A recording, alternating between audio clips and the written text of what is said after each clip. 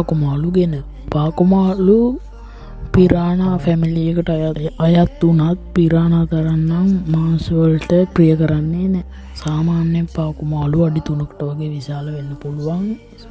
අවුරුදු 20ක් පවන ජීවත් වෙනවා.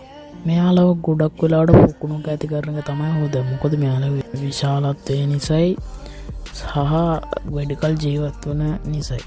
වේගයෙන් වර්ධනය වෙන මාළු අතරට පාකුමාලු අයත් වේ. හොද කෑමක් දාලා හැදුවොත් මාසෙකට අගලකට වඩා වර්ධනයක් අපිට බලා ගන්න පුළුවන්. මෙයාට වඩා ලොකු වෙන මාළුත් එක්ක මෙයාව ලේසියෙන් හදන්න පුළුවන්. විශේෂයෙන් කැට්ෆිෂ් වර්ගත් එක්ක මෙයාව ලේසියෙන්ම හදන්න පුළුවන්. තව විශේෂ කාරණයක් තමයි මේ පාකුමාලුන්ට දිගට මාංශ ආහාර ලබා දුන්නොත් මෙයා ඇග්‍රසිව් ගති වැඩි වෙන්න පුළුවන්. මෙයා ඉක්මනින් ලොකු කරගන්න සීෆුඩ් දෙන්න පුළුවන්. එහෙමත් නැත්නම් මාංශ ආහාරයටම හුරු කරන්න පුළුවන්. ටැංකි එක දාන්න ඕන ශක්තිමත් වීදුරුවත් සහිත ටැංකි එක දාන්න ඕනේ. ඒ වගේම ලොකු ඉඩක් ඕනේ.